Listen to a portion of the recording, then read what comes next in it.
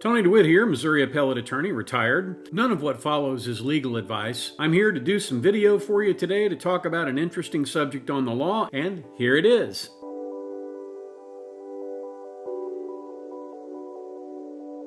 We're back today to the Melody Farris trial and to the testimony of the former wife of the son, Chris. And the subject of her testimony is when Melody Farris showed the young lady a firearm that she said belonged to her grandfather.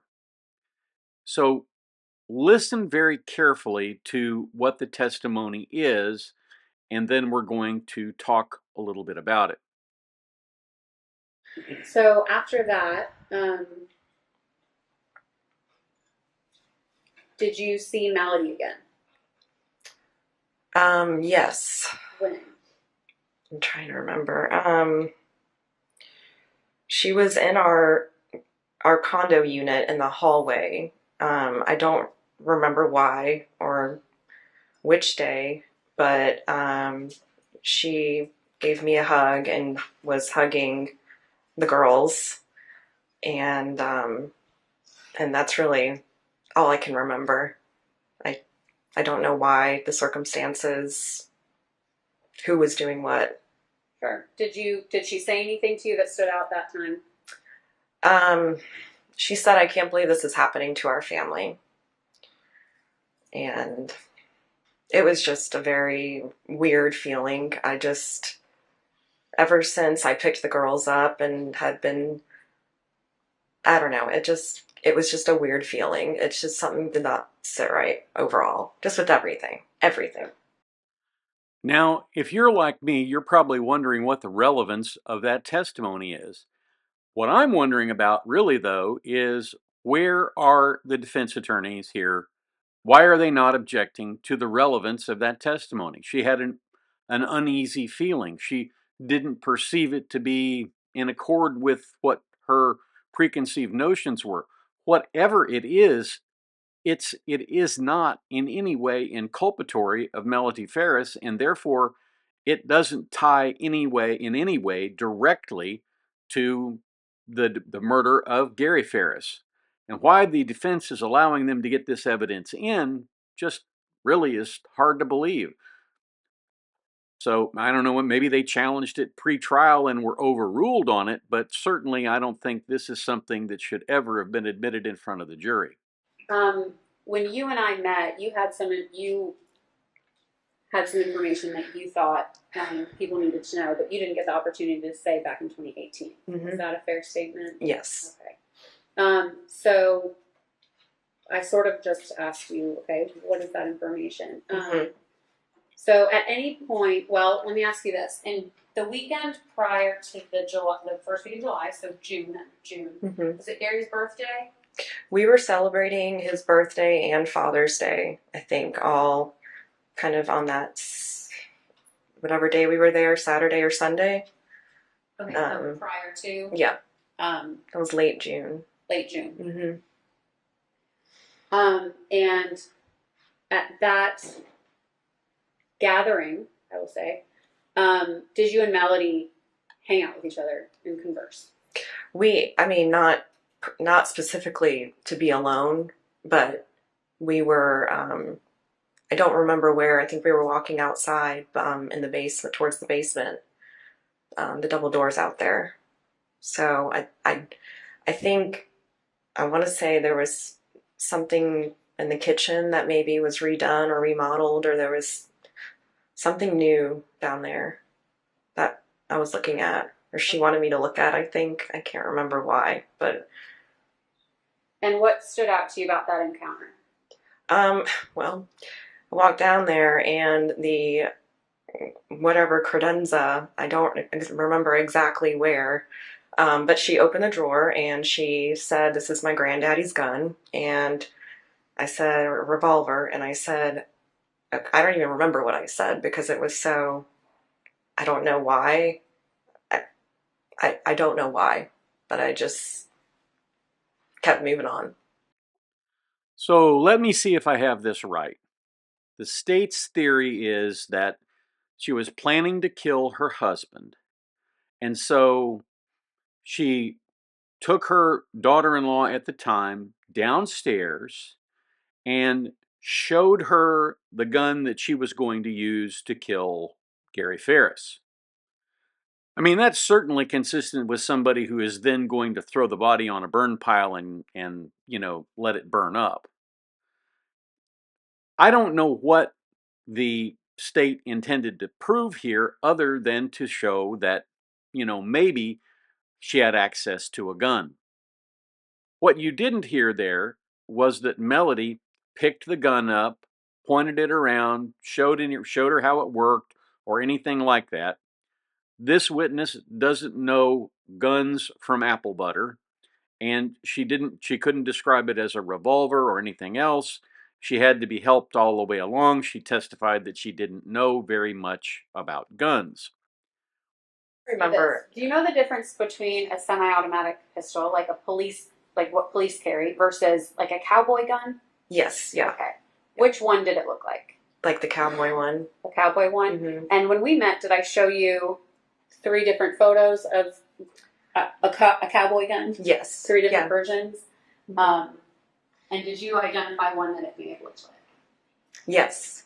The reason that's important is because it sort of shakes her credibility a little bit about her testimony. Normally, when people see a gun, they remember it. And they usually remember it as being very big and especially if they don't have any familiarity with firearms. Now, if you have familiarity with firearms, one of the first things you do when someone shows you a firearm is you ask, is it loaded? And may I touch it? May I pick it up? May I hold it? I want to look at it. Because you can't really get a good feel for a firearm just sitting there. So you pick it up, you in a revolver, you open up the chamber, make sure that it really is unloaded, and you always keep it pointed in a safe direction and all of that. And you examine it, and then either you lay it down so that the other person can pick it up and put it back where it belongs. Those are the kind of things that people who are familiar with firearms do when they're shown a weapon. She didn't want to have anything to do with that. And that's not a bad thing. I mean, I actually believe that if more people who were unfamiliar with firearms did exactly what she did, which is look at it and kind of back off, we'd have a lot fewer injury accidents with firearms, because most of the time when people get hurt with them, it's because of their own negligence in how they handle it. But what was interesting to me is a couple of things. One, they never put the firearm in Melody Farris's hands. 2, other than that passing reference and passing uh, description of the firearm, and of course they didn't have a picture of the murder weapon or what they asserted to be the murder weapon to show her. They showed her 3 photographs and made it look, and asked her which one it was most like. That to me is interesting because it illustrates that they are really searching here for something to tie Melody to in terms of a firearm so they can claim that she killed her husband. And again, they're attacking this case as a circumstantial case, and they're trying to fill in the blanks, and they're trying to fill in the steps in between, but I don't believe they are doing a very good job of that. At this point, I want to switch to the cross-examination, and we're going to talk a little bit more about that. And your last name is Podolsky? Pulowski. Pulowski, I'm sorry. My name is John Luke Weaver, and I, along with Michael Ray, represent Melody in this case. So I want to talk about some things, kind of going back and, we're going to go ahead and talk about the guns. Leave that up now, because I'm going to ask you to switch it over to the Elmo. So earlier you stated, so there was, you believe you saw a revolver. Yes. Okay. And I'm going to take this mouse, this purplish magenta mouse, and you tell me where to stop. Which one you think you saw? It was either that one or the one with the brown. This one or this one or this one? Correct. Okay. I don't remember the colors. Okay. But not this one? No.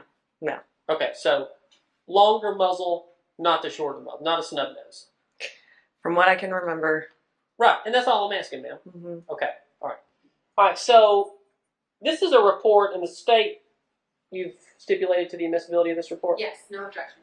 So I would ask to admit this as Jenna 1. You went to the district attorney's office on August the 27th, so a little more than a month ago, yes? Of this year?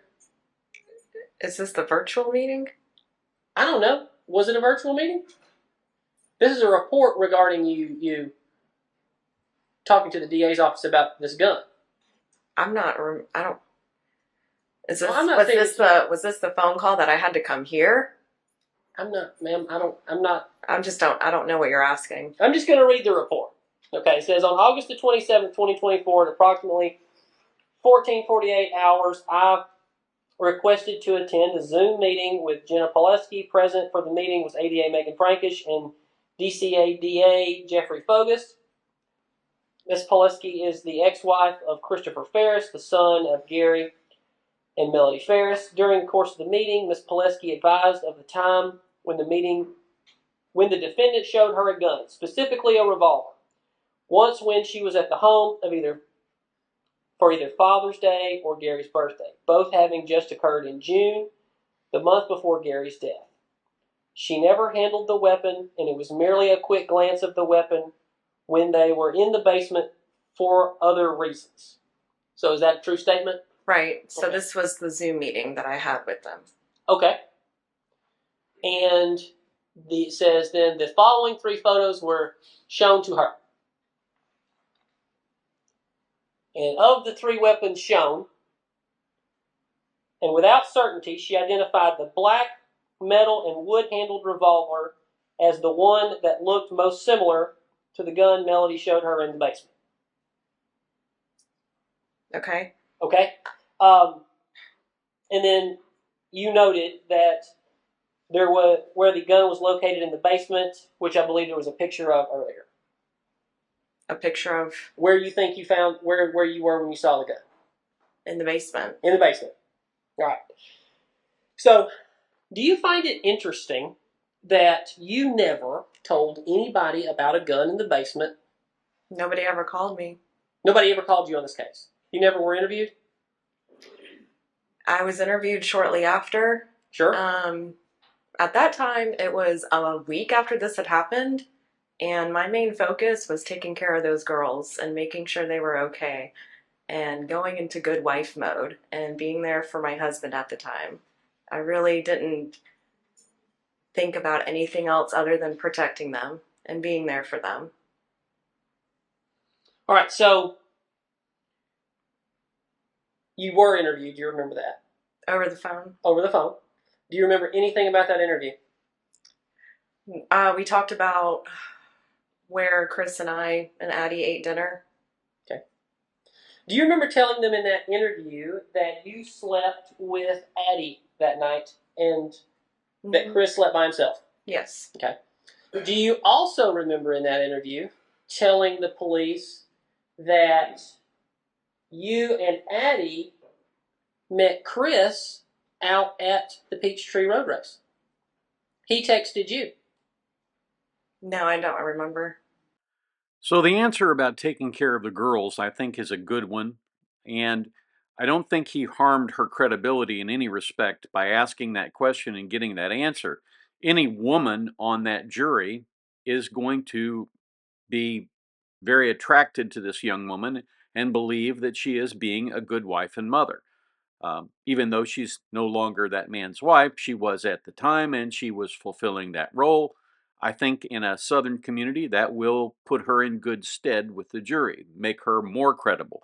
So if the goal was to attack her credibility, I think that particular line of attack fell flat. So you don't remember that you told the investigator in that case that he was out at the road race and you and Addie met him out at the road race? No, I don't remember. Okay. But you do remember that she slept with you that night? I do. Mm-hmm. All right. But in that interview, you also stated that he couldn't have left. How would you know? How would I know if he left or not? Our Right. house? I would hear Yes, ma'am. him. I would When you hear were asleep? him. I mean, with Addie, I didn't sleep very much. So, yeah, I probably would have heard him. Probably. Yes, the way that our door shut at the time, the condo that we lived in, I would have definitely heard. He's a big guy. He's 6'4". When he would walk around, I could hear him. And in that interview, I think you concluded the interview with something to the effect of, "Can I get off the phone now?" Do you remember saying that? Probably, yeah. I remember. Why is that? Because this is stressful. This is extremely overwhelming and scary and awful.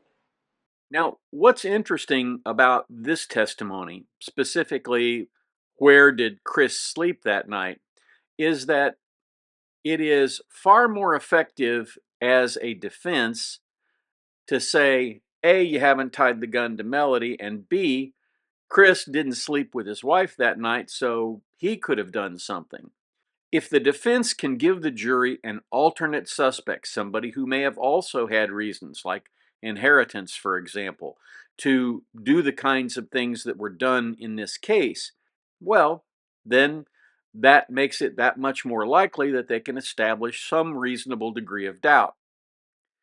Now, what's interesting here is that in this clip, they essentially attack her inability to describe this at the beginning of the case and allege essentially that this is sort of a, they don't say it outright, but essentially what they're saying is it's pretty convenient that a month before trial you suddenly remember this.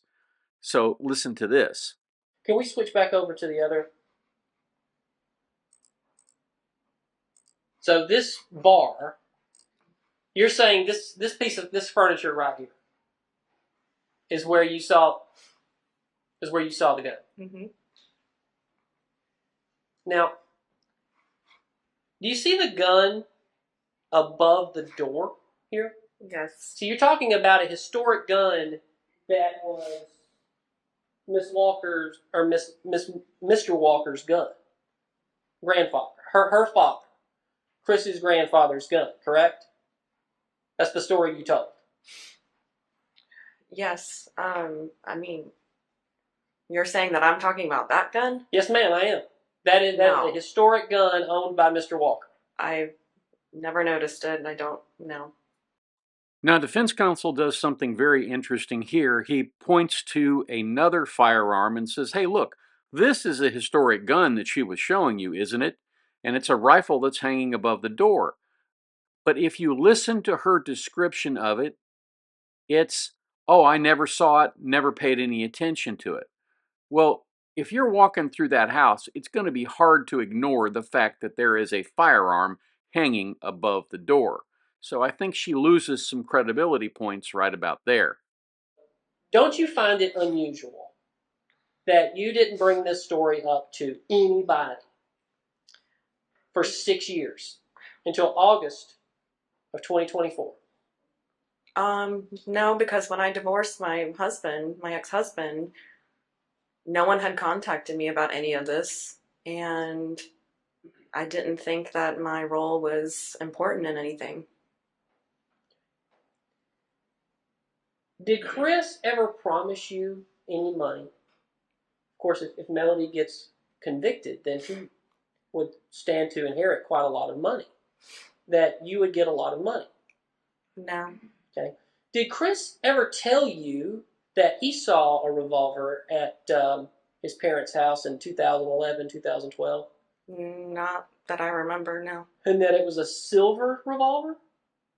No. A snub-nosed revolver? I don't know what that... With a white handle? I don't know what that is. Okay. Are you aware that Scott Farris says he found a revolver in this drawer? No. That looks nothing like any of the revolvers that you've described. Okay. Now, I think that was a pretty brutally effective piece of cross-examination right there. I don't necessarily think that it's a killer, but it certainly casts doubt on the other part of her testimony, and it raises confusion. And of course, when you're a defense attorney, you want to create as much confusion as possible because a confused mind always says no.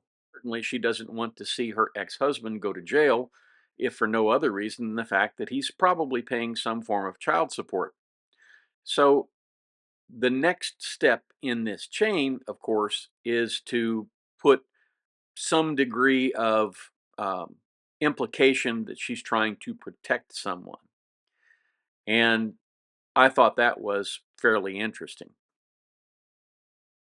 This continues to be a very interesting trial, and I think that it's unlikely, at least from what I've seen to this point, that they are ever going to be able to tie her directly to what happened.